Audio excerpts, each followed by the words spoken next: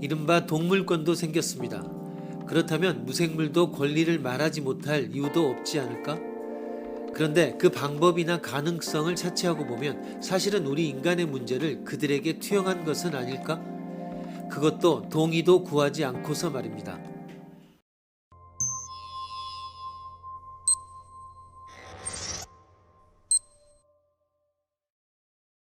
오키나와 기지 근처의 리조트 건설에 의해 규공이 생식하는 해역의 환경이 큰 피해를 받아 규공이 멸종의 위기에 처했다. 환경행정당국도 어떠한 보호를 위한 유효한 대책을 세우고 있지 않다. 이렇게 되면 불쌍한 것은 인간의 눈앞의 군사적 경제적 이익을 위해서 그저 멸종해 가는 운명을 감수할 수밖에 없는 규공이다. 애당초 보호인가 개발인가라는 인론 자체가 계산의 산물이 아닌가? 종의 멸종에 처한 동물의 이름을 원고로 해서 인간을 고소하는 소송을 할 수는 없는가?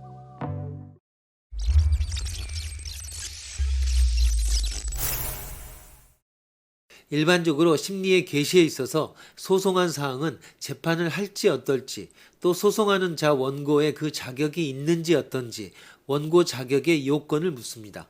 대부분의 현행법은 요건으로서의 사건의 범위를 좁게 한정하고 있지만 그래도 생명이나 건강 등의 피해가 문제시 될 때는 인정하고 있습니다. 여기서는 법률로 보호해야 한다고 지정한 귀중한 동식물이 멸종할 가능성이 있기 때문에 사건은 만족하고 있다고 봅니다. 환경보호에 열심인 시민단체 등이 자연을 대변하여 소송을 하도록 하기 위해서도 자연의 권리를 인정하고 자연 또는 동식물의 원고 자격을 인정해야 합니다.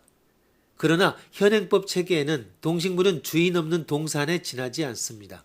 한 예로 동식물 내지 산림 등의 자연 그 자체는 그것이 아무리 우리 인류에 있어서 희소 가치를 가지는 귀중한 존재여도 그 자체의 권리의 객체는 되지만 권리의 주체는 될 수 없다는 것이 당연한 대전제입니다.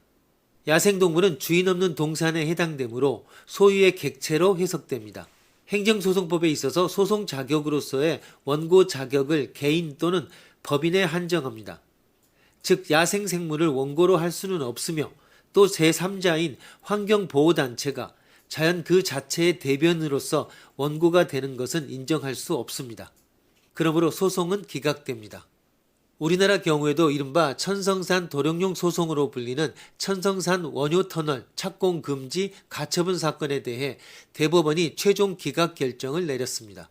재판부는 결정문에서 신청인들은 공사로 인한 환경이익 침해를 주장하지만 대한지질공학회 등에 의한 정밀조사 결과 터널 공사가 환경이익을 침해할 것이라고 보기 어렵다고 설명했습니다.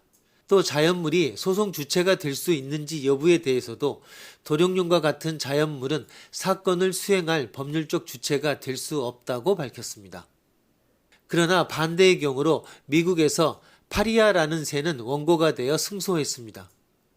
1974년 제정된 미국의 멸종 위기에 있는 종의 보호법에는 누구든지 이 법률의 대상이 되는 종을 원고로 해서 그리고 자신들을 공동 원고 내지는 대변인으로서 소송을 할 수 있습니다.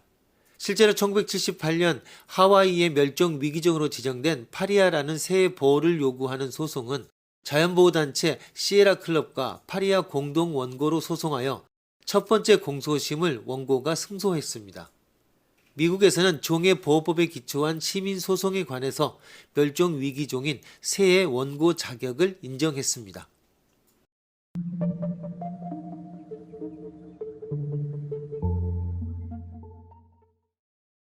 자연물의 권리 인정 여부를 둘러싸고서는 현재도 철학 윤리학 분야에서 격렬한 논쟁이 계속되고 있습니다.